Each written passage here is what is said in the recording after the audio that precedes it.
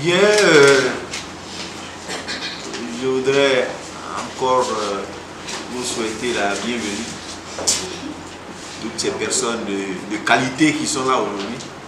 Nous vous souhaitons vraiment la bienvenue au siège de la Nouvelle-Côte d'Ivoire.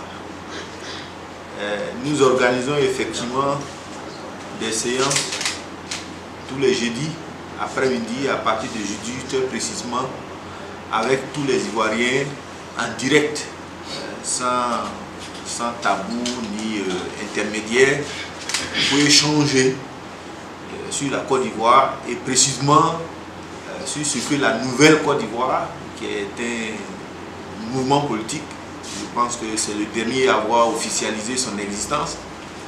Donc nous échangeons sur ce que ce mouvement veut apporter à la Côte d'Ivoire. Ce pays a tout vu. Et puis les partis politiques, on ne les compte pas, il y en a beaucoup. La Nouvelle Côte d'Ivoire, qu'est-ce que la Nouvelle Côte d'Ivoire veut apporter? On échange là-dessus. Quand je dis on échange, je fais une petite introduction. Ça dépend de mon inspiration, ce n'est pas préparé. Je fais une petite introduction. Et puis la parole est à vous. Parce que vous voulez comprendre, c'est vous qui voulez comprendre. C'est vous qui ne croyez plus, qui n'avez plus confiance aux politiciens, vous ne croyez plus à la politique pour régler les problèmes de la Côte d'Ivoire. Chacun se cherche, mais la politique, vraiment on se méfie. Parce qu'on a entendu tellement de promesses qu'on n'y croit plus. Et c'est pour ça que la grande partie de cette rencontre vous est réservée pour que vous puissiez poser des questions. Voilà. Donc nous avons créé la Nouvelle Côte d'Ivoire. Pour nous, c'était une nécessité de créer la Nouvelle Côte d'Ivoire.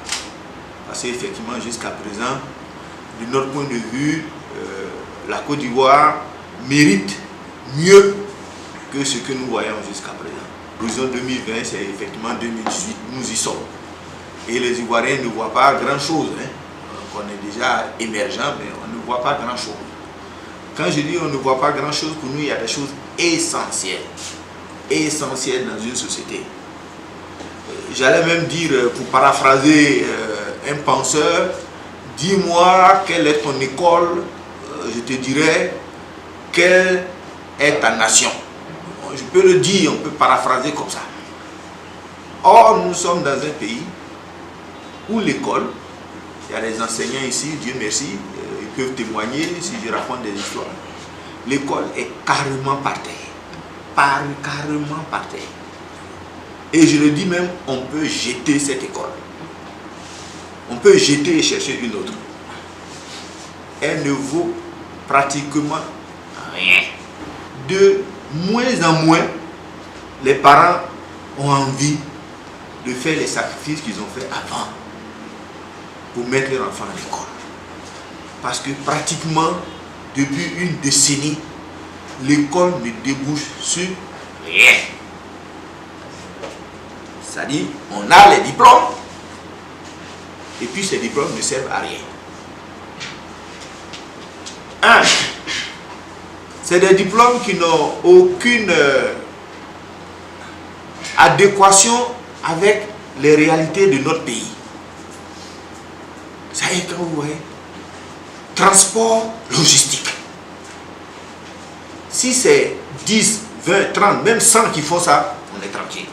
Mais c'est des milliers qui font ça. Transport logistique. RH-Com. Il y a un enseignant-chercheur de l'université Félix Houphouët-Boigny, c'est ça? Tout à fait. Bon. Si on veut faire le décompte, vous avez au moins en Côte d'Ivoire ici, au moins 50 000 jeunes à l'heure où nous parlons, qui sont, pour parler simplement, qui font droit. Je ne sais pas combien vous avez à Félix Houphouët-Boigny, vous en avez à Bouaké, vous en avez à Korogo, vous en avez à Daloa. Et toutes les universités privées qui ont poussé comme des champignons, c'est pour faire du droit. Si vous faites le décompte, vous serez au moins à 50 000. Et on a un gouvernement, hein? On a un État. On a des responsables État qui sont responsables de l'avenir de tous ces jeunes, puisque c'est l'État qui oriente ces jeunes dans cette filière tout en sachant qu'au bout, il n'y a pas de travail. C'est la première raison pour laquelle l'école est par terre. Parce que tant que l'école débouchait sur un emploi, vous savez, à l'époque, c'était une compétition. Moi, j'ai fait le lycée classique de Bouaké, le lycée classique d'Abidjan. Quand je suis arrivé, il y avait une compétition entre le lycée technique d'Abidjan et le lycée classique de Bouaké. Et puis quand on a le bac, on cherche à savoir dans quel lycée on va être orienté, les meilleurs lycées. Et puis même quand on a l'entrée en seconde, il y a un classement dans une région, on voit qui a été le premier de la région. Et les parents se sacrifiaient. Parce qu'en ce temps-là, un diplôme égale un travail. Excusez-moi, c'est même pas un travail, un diplôme égale plusieurs possibilités d'emploi. Vous voulez aller dans une banque, vous voulez aller dans une grosse multinationale, en tout cas vous hésitez. On allait à l'ENA, il n'y avait pas de concours. Je ne sais pas si quelqu'un est au courant de ça, ici dans cette salle, je vous vois très jeune, donc j'ai un peu de doute, mais on nous demandait pardon à nous. En 1980, il y a un professeur qui s'appelle Baka Gaspard qui est venu, qui n'a pas fait cours. Il a passé tout son temps à nous demander pardon et à nous montrer l'importance pour les jeunes élites de la Côte d'Ivoire aller à l'ENA pour servir leur pays dans l'administration. Moi, je ne savais pas qu'aujourd'hui, pour un concours de l'ENA, pour recruter 100 personnes, les gens seraient 100 000.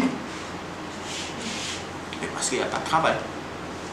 Donc, comme il n'y a pas de travail, il n'y a pas d'emploi, l'école a perdu petit à petit son sens et sa crédibilité.